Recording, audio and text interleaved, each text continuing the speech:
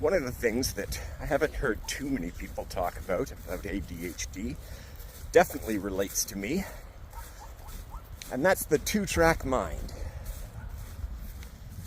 Because of the way my brain works, constantly moving and thinking, looking for stimulus or dopamine, if you're talking to me, that's not enough. I want to listen to you, but the second track in my mind wants to find something interesting. And there is a risk, always a risk, that means it will find something more interesting than you and shift focus and forget what you're talking about or lose my place. Now, when someone with ADHD loses their place in, let's say, a conversation or a lecture, or anything really, we tend to not try very hard to get back into it. It's a write-off. This is why lectures don't really work for me. I can't listen to something for an hour straight. It's too hard. If I lose my place even once, then I doodle.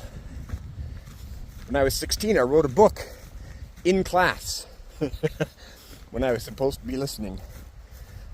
But I'd get distracted, and then, well, this lecture's over. Let's go back to my book.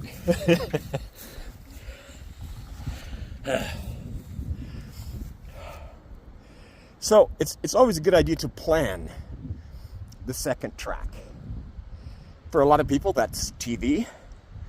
But new TV can be quite distracting because my ADHD brain really likes to concentrate on TV, and it gives me 2 to 3 tracks right there. I'm like a DVD commentary. I'm thinking every scene, how it's going to end, and that's usually easy. But also, wow, somebody sat in a room and cast that guy or that girl for this role, and is it a crappy job or a good job? And I love to think this about the universe in general. There was a meeting for that. People signed off on that. It's fun to do with TV shows too. So if I'm going to watch TV, it's got to be something like Star Trek. I've seen 500 times. Perfect background work.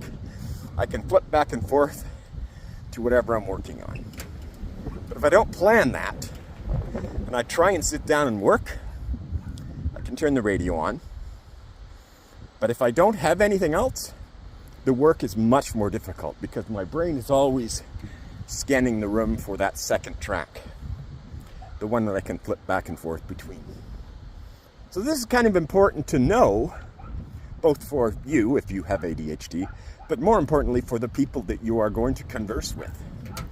Because if they catch you off guard just as you come in the door, there's no second track, and it will be hard to listen to them. But if you bring them a Rubik's Cube, that probably won't work.